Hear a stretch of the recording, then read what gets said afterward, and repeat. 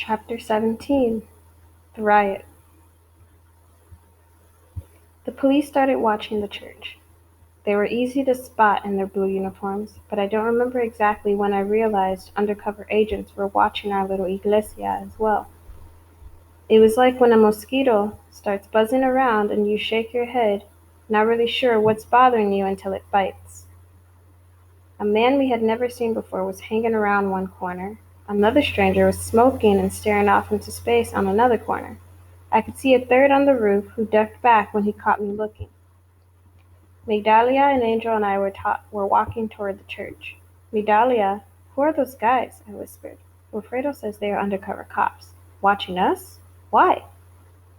Angel tried to be funny. Because we are the baddest Puerto Ricans ever. Quiet, Angel, scolded Migdalia. They are afraid of us. Afraid of us obedient Puerto Ricans? What about that guy? I whispered, pointing to a man in a sweatshirt sitting in his car. Is he one of them? I think so, said Migdalia, but he looks Puerto Rican. So? I took one peek at the guy in the car. He was Puerto Rican. But when I entered the church, my eyes widened even more by what greeted me inside. Girl young lords. Yes, for the first time there were girl young lords. I came up short when I compared myself to them with my uptight blouse and pants. They were wearing jeans, just like the boys, and they act like they didn't care how they looked, which only made them look more beautiful. All had natural hair, long or short or wavy or kinky, and I felt stupid with my little roll of bangs.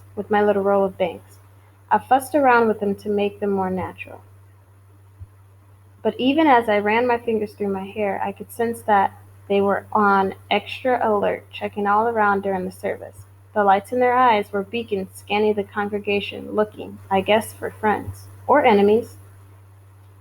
Their looks to one another were intense and full of signals. I ached to be able to read, but I couldn't. The room was a pressure cooker. Even as I was thinking about all those things, the girl young lords, their hair, my hair, that we were being watched. The pressure cooker burst when the young lord with the blinding smile and the kinky hair stood up and yelled, "There is something wrong here. This is not a community." That was it. The organ player tried to drown him out by playing as loudly as he could. 80 parishioners stood up and sang louder than they had ever sung before. But they couldn't drown him out any more than you could shut out the morning light, or any more than you could stop a breeze of new ideas from coming into a room with your splayed out hand, or any more than you could cover the sky with your hand. Then, suddenly, like a herd of bulls, 25 policemen charged in. This time they weren't in shock, like they were when watching the burning garbage that summer. This time they were prepared. One of them rushed the young lord with the blinding smile and kinky hair, saying, "Step aside! You have all got to leave." Everybody stopped moving. The policeman repeated himself. "You have all got to leave."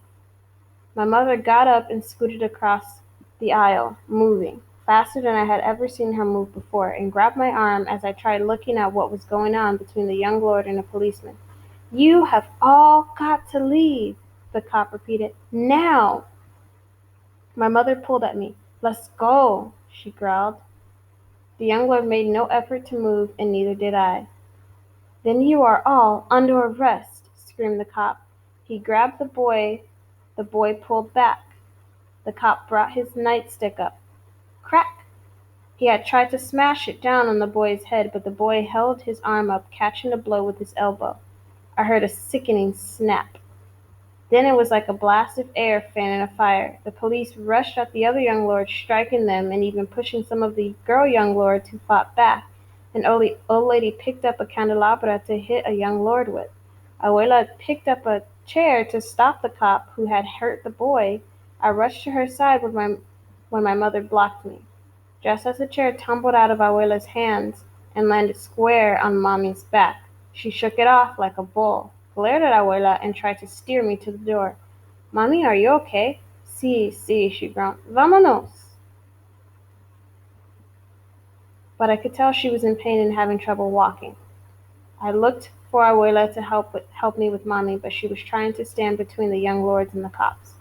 The police started arresting the young lords, and the rest of us got swept out the door like debris on a wave of humanity. The look of pain on my mother's face was as intense as the look of joy on Abuela's. We milled around outside the church. "They are arresting them, but this is just the beginning," said Abuela. "Evelyn could have gotten hurt," croaked Mommy accusingly. "I'm fine," I said. "¿Qué? Evelyn?" Abuela looked at me as if she were surprised to see me stand there. "Oh, sí, yes, but look, she is fine," and she helped to make a stand. "Are you okay?" Mommy asked again. My mother's bun had come undone. Strands of her hair were flying all around her face, making her look crazed. "See," she said, placing her dry, rough hand on my head. "You?" "Yeah." I stood there, Mommy on my left and Abuela on my right, each one of them owning me by placing a hand on my shoulder.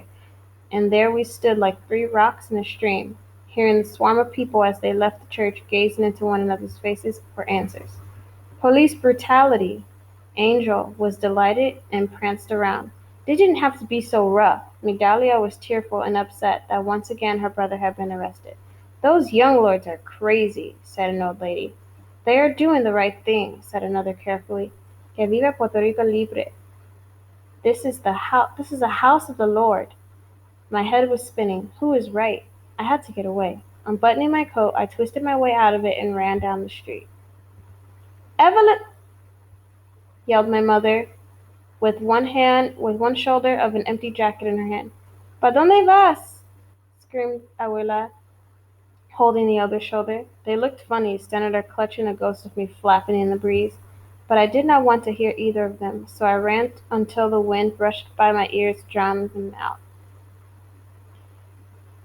I got to the corner where I could turn right and go to my house, or left and end up at Abuela's. I went left. Then, sitting on the top step of her floor, I waited for Abuela to get home.